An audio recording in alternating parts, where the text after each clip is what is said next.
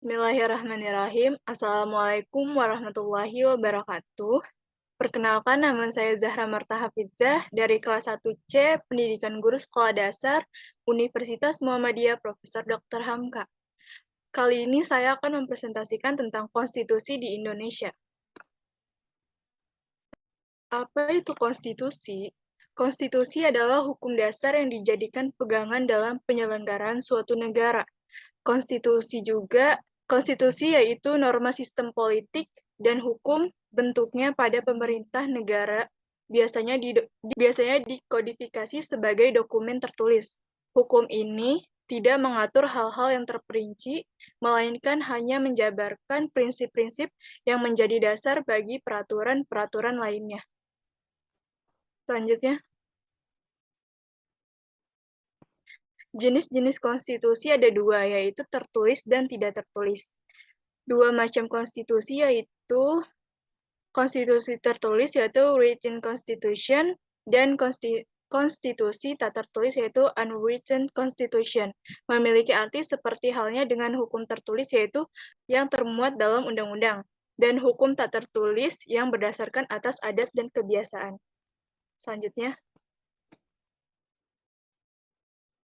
fungsi dari konstitusi yaitu sebagai fungsi penentu dan pembatas kekuasaan organisasi negara, fungsi pengatur hubungan kekuasaan antar organ negara, fungsi simbolik sebagai pemersatu atau symbol of unity, yang keempat fungsi simbolik sebagai rujukan identitas atau keagungan kebangsaan, identity of nation, yang kelima fungsi simbolik sebagai pusat upacara atau center of ceremony.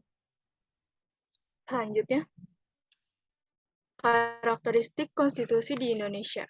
Konstitusi di Indonesia selalu mengalami perubahan.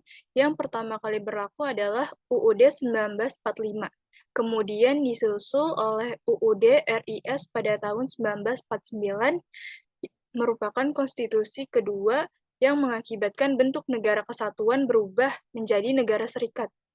Lalu ada UUDS 1950 yang merupakan konstitusi yang ketiga, walaupun kembali kepada Negara Kesatuan Republik Indonesia, tetapi sistem pemerintahannya adalah parlementer, sampai dikeluarnya Dekret Presiden tanggal 5 Juli 1959 untuk kembali ke UUD 1945 yang berlaku hingga reformasi yang menghantarkan amandemen UUD 1945 keempat kalinya yang berlaku sampai saat ini. Selanjutnya, kenapa sih kita harus belajar tentang konstitusi? Karena dengan memahami konstitusi secara benar dapat menghindarkan generasi muda seperti kita dari perilaku koruptif dalam menjalani kehidupan berbangsa dan bernegara. Sebab pemahaman yang kurang terhadap konstitusi menjadi penyebab banyaknya oknum yang melakukan korupsi. Konstitusi adalah pemberi pegangan sekaligus pedoman dalam menjalankan kekuasaan negara. Tanpa konstitusi, sebuah negara tidak akan mencapai tujuan yang sesuai dengan harapan masyarakat. Tanpa konstitusi juga tidak akan ada yang mengatur hak-hak asasi warga negara. Sekian presentasi dari saya tentang konstitusi di Indonesia. Kurang lebihnya mohon maaf. Wabillahi taufiq wal hidayah. Wassalamualaikum warahmatullahi wabarakatuh.